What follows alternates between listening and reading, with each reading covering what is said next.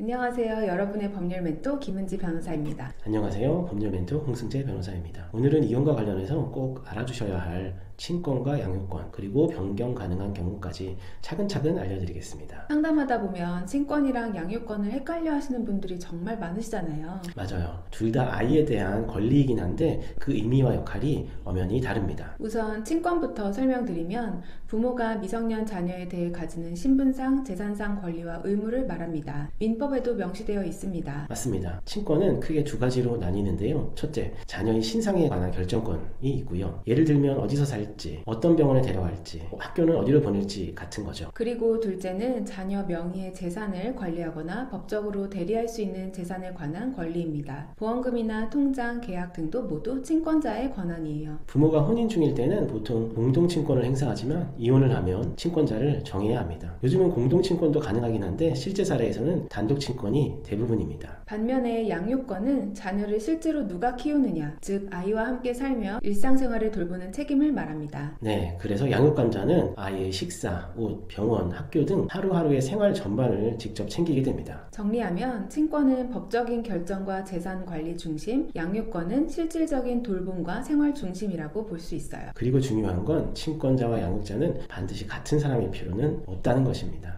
그렇지만 친권자와 양육자가 다를 경우에는 문제가 생길 수 있습니다. 예를 들면 자녀의 은행 업무나 계약을 할 때 양육권자는 동의권이 없어서 친권자의 협조가 없으면 일이 지연되거나 진행이 안 되거든요. 그래서 대부분의 경우에는 친권자와 양육자를 동일한 사람으로 정하는 걸 추천드리고 있습니다. 이혼할 때는 협의 이혼이든 재판상 이혼이든 친권자와 양육자를 반드시 정해야 합니다. 맞아요. 협의 이혼이면 부부가 합의해서 정하면 되고 합의가 안 되면 가정법원에 정하게 됩니다. 재판상 이혼의 경우에는 법원이 직권으로 친권자를 정하고 자녀의 복리를 가장 중요하게 보고 결정합니다. 그렇다면 이렇게 한 번 정해진 친권자랑 양육자 바꿀 수 있을까요?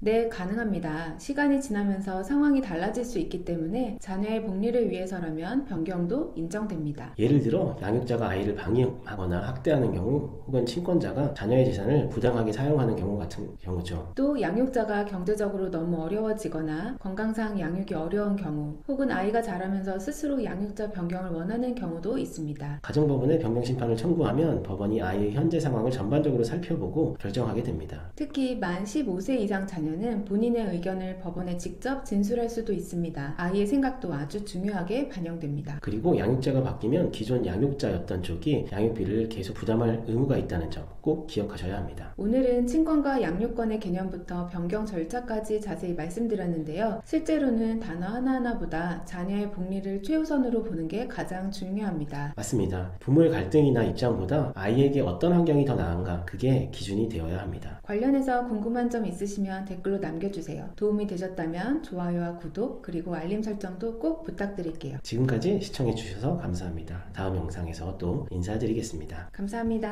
감사합니다.